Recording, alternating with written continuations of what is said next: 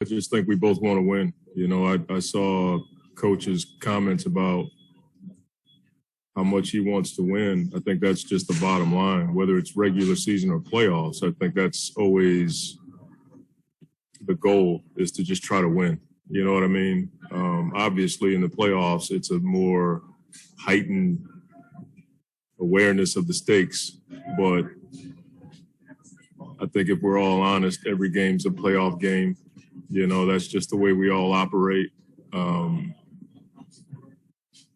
That's it. I mean, I think we're all bad losers at the end of the day, and we're all competitive.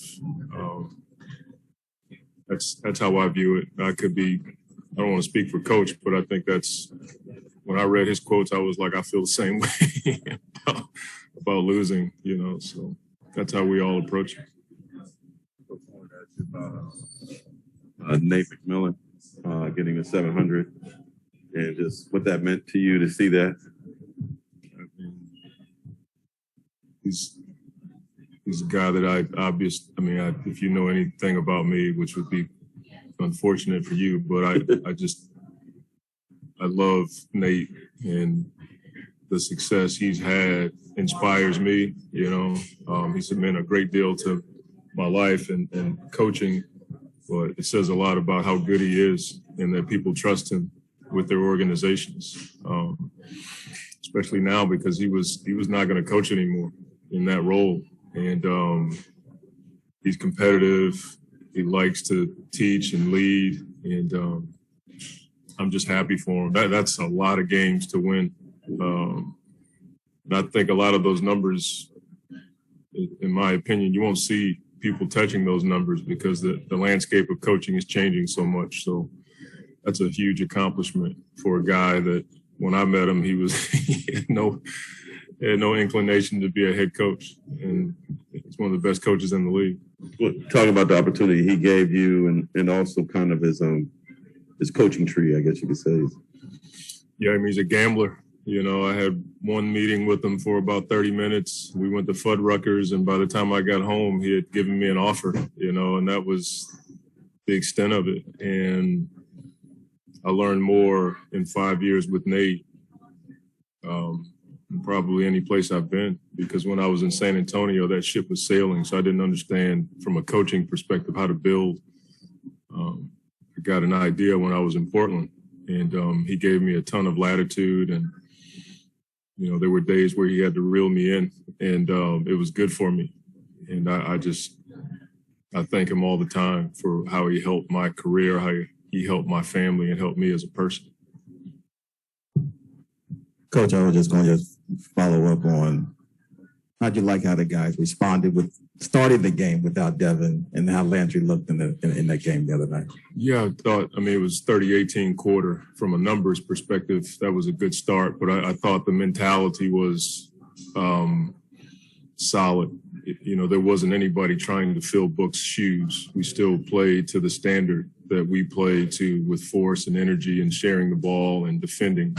You can't fill Book's shoes. We know that. But I thought Landry just came in and, you know, did what he does. I want him to be more aggressive. That doesn't mean he's got to, you know, go for 25 and, you know, do what Devin does, right. But I just want him to be more aggressive and hoop. That's always my, you know, final text to him when we go back and forth. I'm like, hoop, go play, you know.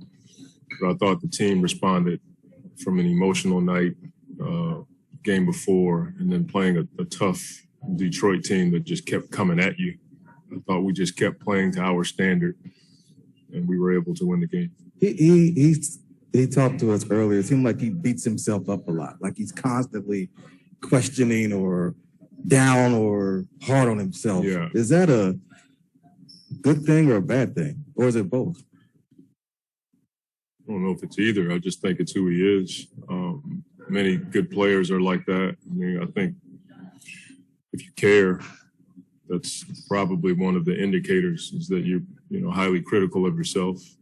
But that's why teams are important, because you need guys to lift you up when you're beating yourself up, and you know, you need somebody to tap you on the head when you're feeling a bit prideful. Good locker rooms help you with that. I think our guys have embraced him and tried to get him to understand how valuable he is. But I love his mentality. His intentions are good. And that's something I look at as opposed to, the outcome or the production. I look at the intention, and he's got good intentions. The only last thing I had was you talked about not being satisfied and wanting to extend the run you guys are on, and Cam reiterated that. Like he was saying that last night. Hey, look, we still want to keep this going. As a coach, you can put that out there, but how do having the players embrace that help, even if it doesn't go a long stretch? Yeah, I think the wins are great, but it's the kind of basketball we're playing that we want to promote, and the wins. I think it gets confused at times. Like the players are promoting my message. Sometimes I promote theirs. I haven't talked about the streak at all because I'm just focused on, but I know it's important to them, and I don't want to deny that. I think it's good for the team. It's good for the organization. It's good for basketball. You can try to make light of it and act like, oh, it's no big deal. I just enjoy it, but we understand it, and we understand teams are coming for us, but all that's okay. We just want to keep playing good basketball and getting better.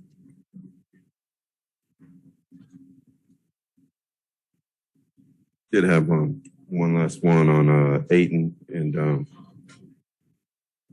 how much confidence did having success, especially in the playoffs, finals, have on him, and where do you see how he took things to his improvement over the offseason? Yeah, I think you always, until you've been in the playoffs, I think you always have doubts about whether or not you can do it on that stage.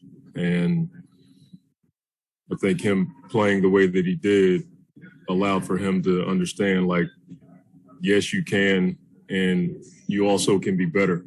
And I think when you play that well in the playoffs, it builds confidence, but it also makes you want to work harder. And I think that's what he did in the offseason. He came into camp in great shape, understanding that we were going to rely on him even more.